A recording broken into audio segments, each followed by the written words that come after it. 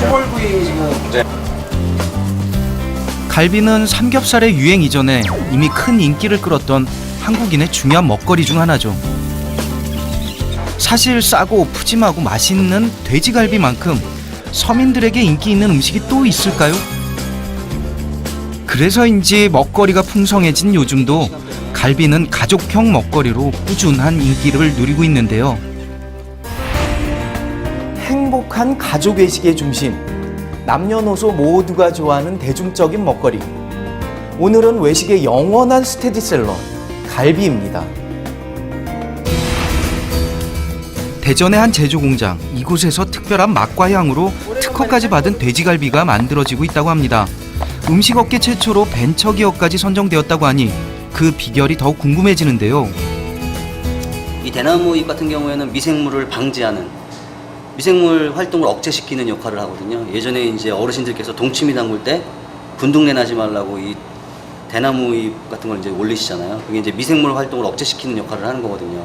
이건 다시 말해서 이제 천연 방부제 역할을 한다는 거거든요. 그러면 우리 갈비 같은 경우가 손님들한테 이제 나가거나 이제 고객 식당에 나갔을 경우에 이 대나무잎이 우리가 이제 이 1차 숙성을 하고 2차 숙성을 했을 때 이 가장 맛있었던 맛을 저 대나무잎을 통해서 3차 숙성이 되면서 동시에 그 천연 방부제 역할을 하기 때문에 이 장기 보관이라기보다는 이 맛있는 맛을 상태를 길게 보관할 수 있게끔, 그래서 우선 파는 사람 입장에서는 맛이 변화가 없는 거고요. 드시는 분 입장에서는 항상 맛있는 갈비를 드실 수 있는 상태를 유지시켜준다는 거죠. 그래서 이 대나무잎을 사용하게 된 거고, 이런 1차 숙성, 2차 숙성, 3차 숙성을 하는 과정이나 이런 기능적인 것들은 이제 저희가 다 특허를 통해서 보호를 받고 있죠. 대나무잎의 푸르고 신선한 느낌이 좋아서 갈비에 접목시키게 되었다는 김대욱 대표. 조금 느끼할 수도 있는 고기를 대나무의 신선함이 잡아주니 맛도 금상첨화겠네요. 숙성도 잘 돼 있는 것 같고, 네, 고기가 연하고 맛있어요. 네. 댄잎을 이용한 3차 숙성 과정으로 돼지갈비의 부드러운 육질과 신선한 맛을 잡고 고객 입맛은 물론 성공까지 사로잡은 김대욱 대표. 행복한 가족 외식의 중심엔 이 맛있는 돼지갈비가 함께하는데요. 이곳 돼지갈비 덕분에 행복해진 사람은 김대욱 대표 한 사람만이 아니라고 합니다.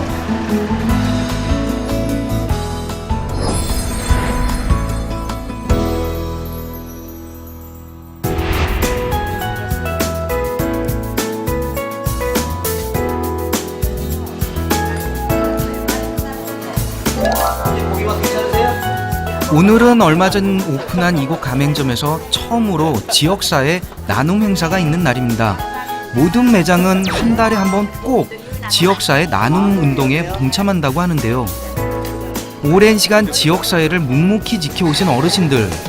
김 대표는 어르신들의 노고에 감사하는 마음을 전하고 싶어 식사 대접을 시작하게 되었답니다. 아유, 이렇게 노인들 불러다가 이렇게 대접해주니 참 고맙지요. 그리고 전에도 한번 왔었는데 음식이 너무 풍성하고 맛있고 좋더라고요. 영업 중에 봉사활동을 하는 게 쉬운 일만은 아닐 텐데요. 그래서 일부 가맹점에서는 반발도 있었답니다. 그런 가맹점을 설득하는 김 대표만의 방법은 무엇이었을까요? 고기 같은 경우는 본사에서 다 지원을 해주고요. 저희는 이제 뭐 말 그대로 뭐 자리 내어드리고 또 동네 분들이랑 자주 뵈는 분들이랑 그냥 마음의 부담도 없고 또 상만 이렇게 차려드리고 하면 되니까 또 와서 항상 오시면 너무 좀 좋은 시간 보내고 가시니까 부담 많이 없습니다. 모든 물품을 전부 지원해주면서까지 가맹점과 함께 봉사활동을 하는 데에는 김대욱 대표만의 특별한 경영 철학이 숨어 있다고 합니다. 바로 사회적 기업이라는데요. 사회적 기업, 이익을 창출하면서 동시에 취약계층에게 일자리를 제공하거나 지역 주민의 삶의 질을 높이는 사회적 목적을 추구하는 기업을 뜻하는데요. 그가 이런 봉사활동에 관심을 갖게 된 건 대체 언제부터였을까요?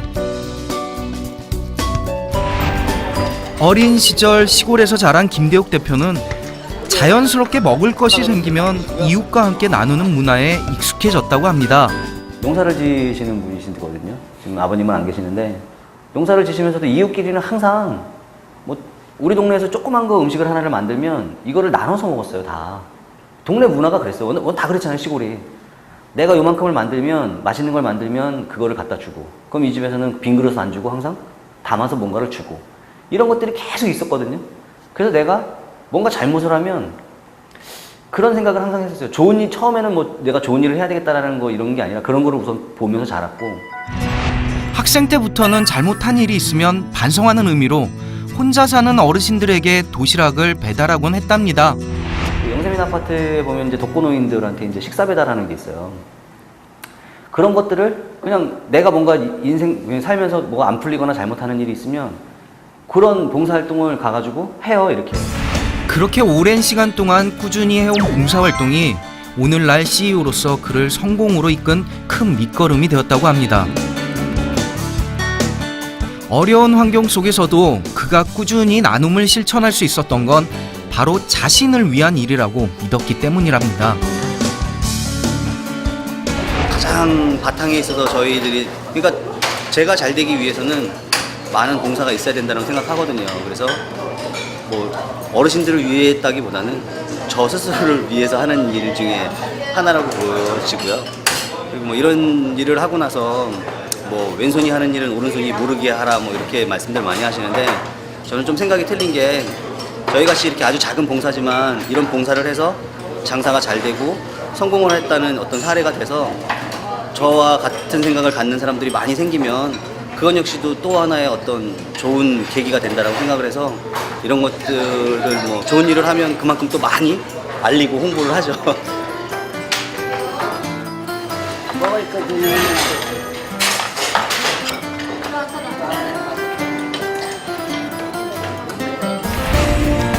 나누면 더 크게 돌려받는다고 믿었다는 김대욱 대표.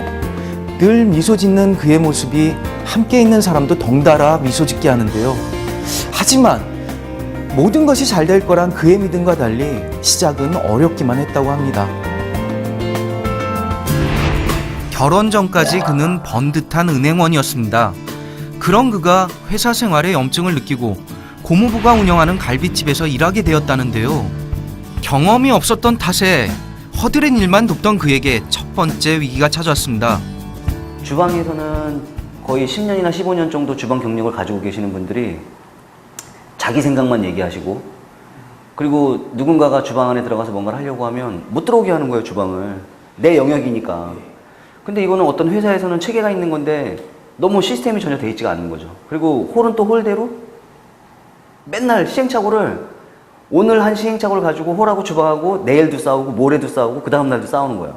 있는 주방 사람을 통제할 수가 없다라는 거죠. 점주가. 내가 오픈을 하면서 내 자본금 뭐 적게는 1, 2억, 많게는 2, 3억을 투자해가지고 일을 하고 있는데도 불구하고 주방에 있는 사람은 주방 나름대로 자기가 하고 싶은 대로 해야 되는 거예요. 손님이 없어서, 손님이 많아서 메뉴를 추가를 하거나 빼더라도 점주가 할 수 있는 게 아니고 주방에 있는 사람한테 동의를 구해야 되고, 또 그 사람이 하기 싫으면 하지 않는 이런 시스템인 거죠. 양념갈비 맛 자체도 들쑥날쑥해도 거기에 대해서 관여할 수가 없고.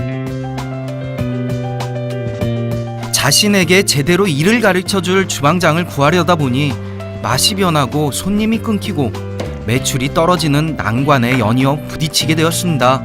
주방에 있는 이런 양념 맛을 통일성 있게만 내줄 수 있다면 나 이외에 다른 식당을 하는 똑같은 이런 모순을 안고서 식당을 운영하시는 많은 분들한테 굉장히 큰 도움이 될 수 있겠다. 그러면 내가 이 양념갈비만 재서 맛 변화 없이, 그리고 특화시켜서 사람들한테 제공만 해주면 이 사람들은 자기가 경영하고 싶은 대로, 자기가 운영하고 싶은 대로 내 회사를 운영할 수 있으니까, 그럼 나는 이 사람들한테 그런 자긍심도 심어줄 수 있고 또 난 나름대로 수익을 창출할 수 있겠다라는 생각에서 시작을 한 거죠. 결심한 대로 2천만 원이 안 되는 돈으로 혼자서 조그맣게 시작한 갈비 공장. 처음엔 그저 갈비를 납품만 하는 제조 공장이었다고 합니다. 거기 들어가는 웬만한 것들, 간판이나 냉장고 빼놓고는 다 직접 뭐 바닥도 칠하고 모든 것들, 워낙 뭐 돈이 없는 상태니까요. 그때 당시에가 그나마 받던 월급이 이제 딱 끊기는 시점이기도 했고, 사장도 저 혼자고 배달하는 사람도 혼자고 마케팅도 혼자 해야 되고 뭐 자금 관리도 혼자 해야 되고 완전히 혼자 해야 되는 거예요. 그때 당시 이제 와이프도 또 갓난 아기를 데리고 있어가지고 와서 뭐 와이프 도움을 받을 수도 없었고 그럴 생각도 전혀 없었던 상태였고요. 그러나 어김없이 다시 위기는 찾아오고야 말았습니다. 물건을 또 이제 만들어야 되잖아요. 근데 하루 생산량이 저 혼자서 생산하는 양이 쉽게 얘기하면 인분수로 따지자면은 거의 채 100인분이 안 돼요. 그걸 혼자 100인분을 만들어가지고 이렇게 해놓는 거예요. 근데 이 100인분조차 팔리질 않는 거죠. 나가는 데가 없어요. 그래서 이거를 나가게 하려고 이제 영업을 다니는데 할 수 있는 방법은 직접 발로 뛰는 거니까요. 뭐 이제 걸어가서 가다가 이제 그 가장 초보적인 영업이죠. 차를 끌고 이제 막연하게 쭉 나가가지고 갈비라는 간판이 보이면 들어가서 인사드리고 사장님한테 이런 갈비에 대해서 얘기를 쭉 해드리고 그럼 뭐 한 10집 정도 다니면 한 집 정도가 그래? 맛 한번 보게 갖고 와. 그럼 이제 그 맛을 볼 수 있게끔 하나를 가지고 이제 양념을 가져가가지고 이제 같이 시식을 하고 근데 또 이 시식을 한 집 10곳 중에 한 곳 정도만 물건을 쓰는 거죠. 그가 그때의 위기를 무사히 넘기고 지금까지 올 수 있었던 비결은 무엇이었을까요? 오히려 그런 때마다 나를 힘들게 했던 사람이 있거나 힘들게 했던 과정이 있다면 나한테 도움을 주는 사람들이 항상 있었던 것 같아요. 그래서 어떤 어려운 일이라는 건 분명히 있었겠지만 그런 일이 있을 때마다 더 좋은 사람들이 생기고 도와주는 사람이 생겨서 되게 편하게 지금까지 왔던 것 같아요. 네. 젊은 청년의 열정과 성실함이 거래처 사장님들에게 큰 신뢰를 준 것이라고 하는데요. 업체의 1호점 또한 장사가 안 돼 고민 중이던 거래처 사장님이었답니다. 그리고 보면 나누면 더 크게 돌려받는다는 그의 말은 사실이었나 봅니다. 이런 그를 주변에서는 어떻게 바라보고 있을까요? 저희 대표님은 뭐 장난도 많이 치시고요. 또 뭐 모르겠어요. 가정에 충실하신 것 같아요. 되게 그 사모님이나 뭐 애들 잘 돌봐주시고 그런 것 좀 저희 직원들한테 따뜻하게 해주십니다. 다정다감하시고요. 항상 이렇게 힘들까봐 직원들 걱정해 주시면서 장난도 일부러 쳐주시고 재밌으세요. 사업하는 남편, 옆에서 지켜보기 쉽지만은 않았을 텐데요. 아내의 이야기도 들어봤습니다. 그때는 이제 결혼하고서 이제 얼마 안 됐기 때문에 이제 그 정신적으로 좀 혼란이 왔었는데요.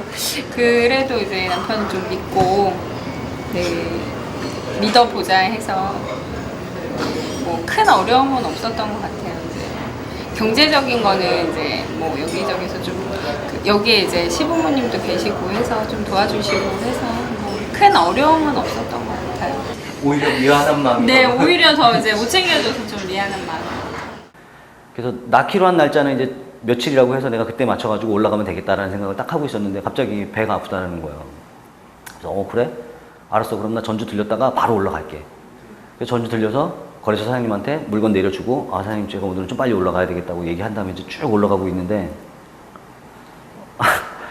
한 이제 대전 지나서 안성으로 넘어갈 때쯤 되니까 이제 애 낳았다고 장모님한테 전화가 딱 왔어요.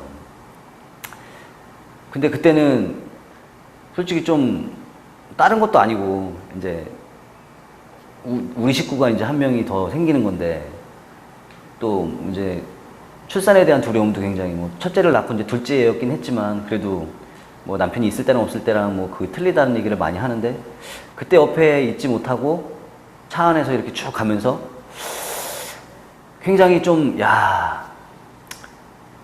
뭐라고 얘기해야 되지? 이 일은 분명히 내가 해야 되는 일이고 재미는 있는데 정말 남편으로서나 아빠로서의 역할은 많이 못해줄 수 있는 거구나. 함께 울고 웃으며 이제는 더 단단해진 이들 부부. 믿음직한 가정만큼 성공에 큰 힘이 되는 건 없을 것 같습니다. 오늘은 김 대표가 그간의 믿음과 노력으로 일궈온 회사를 예비 창업자들에게 소개하고 검증받는 자리입니다. 이곳을 찾은 사람들의 반응은 어떨까요? 부스 앞을 떠나지 못하고 관심을 갖는 모습인데요. 기술력으로 승부하는 첨단 벤처기업이나 받을 수 있다는 벤처기업 인증. 업체가 벤처 인증을 획득한 배경엔 김 대표의 끊임없는 노력이 있었다고 합니다. 벤처라는 게 뭐 말 그대로 벤처는 거의 IT 업종에 많이 치중이 돼 있거든요. 그리고 벤처기업 인증을 받는다고 해도 제조를 기반으로 해서 받는 것들이 대부분이에요. 제조를 기반으로 해서 받으려면 뭐 되게 쉽게 받을 수 있었는데 저는 그 벤처 인증을 제조가 아닌 시스템으로 받고 싶어가지고요. 저희 이 가맹 본부의 시스템을 가지고 남들하고는 차별화되어 있는 시스템이다. 이거를 뭐 부각을 시켜서 그거에 맞게끔 벤처 인증을 받고 싶었거든요. 그래서 작년에 먼저 신청을 했었는데 작년에는 좀 여러 가지 요건이 뭐 미비하다. 제조업체로 다 하면 되는데 왜 제조를 안 하시고 왜 힘들게 본부로 받으려고 하시냐. 그런 얘기까지 들으면서 작년에 이제 그게 인증을 신청을 했다가 누락이 됐어요. 누락이 된 게 아니라 이제 취소가 됐죠. 안 됐죠. 근데 이제 올해 다시 그런 것들을 뭐 무형의 어떤 시스템이긴 하지만 이게 향후 우리가 벤처기업으로서 굉장히 유망한 업체가 될 수 있다는 걸 부각시켜가지고 거기에 대한 자료들을 다 만들고 거기에 따른 지적재산을 다 포함을 시켜서 등록을 했고 그래서 올해 6월달 말에 벤처기업 인증이 이 가맹본부 시스템으로 다 나왔죠. 자부심을 가지고 있는 건 김 대표뿐만 아니라 함께 일하는 직원들도 마찬가지라고 합니다. 제 자식들이나 내 친지들한테 먹여도 부끄럽지 않을 정도로 좋게 만들기 때문에 저희가 뭐 힘들어도 이렇게 자부심을 가지고 하고 있습니다. 사가셨던 분들도 보면 맛있다고 하시고 이렇게 체인점에 가서 먹어보면 그 손님들도 다 맛있다고 하시니까 그 자부심으로 열심히 하고 있습니다. 이곳은 곧 오픈을 앞두고 있는 가맹점입니다. 지금은 한창 막바지 인테리어 단계인데요. 많은 외식 브랜드 중에서 특별히 이 업체를 선택한 이유가 따로 있을까요? 저희 집 근처에 햇니갈비 1호점이 있어서 자주 한 몇 년 방문을 하다 보니까 또 그게 입맛에 맞고 그리고 이제 애들이랑 같이 먹다 보니까는 맛있는 집은 많아도 그 재료가 주는 믿음 같은 거 있잖아요. 이게 원 재료가 괜찮은 게 들어오는 집을 찾다 보니까 맛도 있고 재료도 믿을만하고 그래서 햇니갈비 선택하게 됩니다. 획일화된 시스템보다 가맹점마다의 개성과 아이디어를 존중한다는 김대욱 대표. 프랜차이즈로서의 쉽지 않은 결정인데요. 본사에서 이제 일반 식당과 저는 약간 햇니갈비를 좀 분위기 있게 이끌고 싶어서 마찰이 좀 있었는데 결과적으로 햇니갈비가 많이 도와주시고 기능적인 것도 많이 알려주셔서 접목이 잘 된 것 같아요. 예. 주방 구도 같은 거, 이제 집기 같은 거, 동선을 이용해서 어떻게 하면 더 편리성을 강조, 일하시는 분이 편한 가게가 좋은 가게니까, 그리고 그런 기능적인 부분을 많이 가르쳐 주시고, 저 같은 경우는 이제 인테리어 부분만 제 나름대로의 이제 생각을 담아서 이렇게 한 거고요. 예. 저희 같은 경우에는 오픈을 하면서 개설 수익이라는 걸 따로 보지 않기 때문에 더 좋은 방향이 있다면 언제든지 갈 수 있고 복수 견적 역시도 어디서든 받을 수 있다라는 거죠. 그래서 더 이렇게 새로운 인테리어가 나올 수도 있고 새로운 아이디어들도 이제 적극 반영이 될 수 있지 않나 싶어요. 본사와 가맹점이라기보단 동반자라는 마음으로 일한다는 김대욱 대표.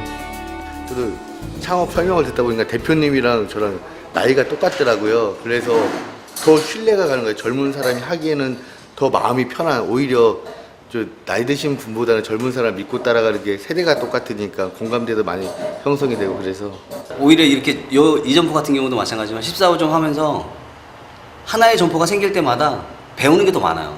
많이 정말 배우는 것 같아요. 하나가 점포가 생기면 와, 내가 14호점이 오면서 나는 크게는 14번을 배웠거든요. 그렇기 때문에 난 14번 동안을 배웠기 때문에 이거를 15호점 하는 분한테는 난 14가지 조언을 해줄 수 있다는 거죠. 그게 이런 프랜차이즈의 경쟁력인 거지. 뭐 내가 기존에 이런 갖고 있는 시스템이 있으니까 그게 1호점도 잘 됐으니까 2호점도 똑같이 가고 3호점도 똑같이 가는 건 아닌 것 같아요. 저도 역시 지금도 이제 계속 배워가면서 여기에서 지금 인테리어 보셔서 아시겠지만 또 하나를 배웠거든요. 매장을 오픈하고 시간이 지나다 보면 초심을 잃고 자기 고집대로만 매장을 운영하려고 하는 가맹점도 있다고 합니다.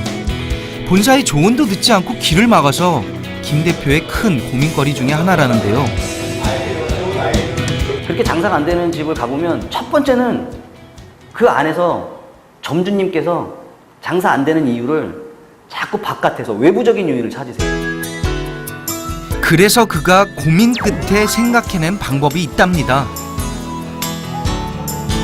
저희들은 우선 그런 점주님을 모셔다가 장사가 잘 되고 있는 저희 점포 중에서도 장사가 잘 되고 있는 점포에 모셔서 그쪽에서 이 집이 왜 장사가 잘 되고 있느냐는 부연 설명이 아니라 그 안에 한 일원으로서 일을 하게끔 만들어 드려요.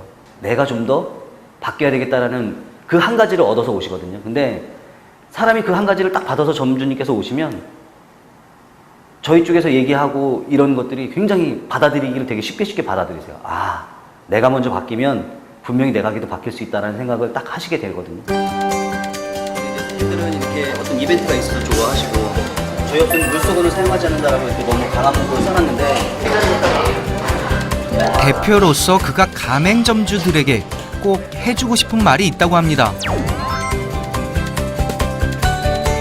아무리 상권이 좋고 아무리 여건이 좋아도 매출이라는 거는 가장 크게 영향을 미치는 건 점주의 영향이거든요.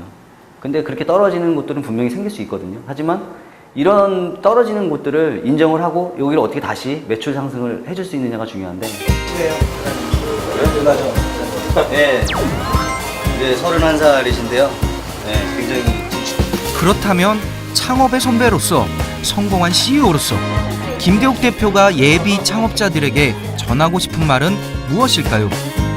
분명 시행착오는 있어요, 창업에서. 근데 처음 시작을 할 때 어떤 가치관을 갖고 가느냐가 중요한데 나는 창업의 초보자라면 이미 창업에서 성공도 해봤고 실패도 해봤던 유경험자이고 그런 조언을 들을 수 있는 멘토를 선정을 하고 그런 많은 멘토들한테 많은 얘기를 듣고 그리고 나서도 실패라는 게 있는 거니까 실패를 두려워하지는 말지만 최소한 그 앞에서는 전문가들한테 많은 조언을 좀 구해라. 그래놓고 나서 창업을 시작해도 늦지 않는다. 실패하는 것엔 반드시 이유가 있습니다. 성공하는 데에도 반드시 이유는 있습니다. 함께 나누는 것에 대한 기쁨을 하는 김대욱 대표. 그의 사람을 대하는 진심이 성공의 가장 큰 키워드는 아닐까요?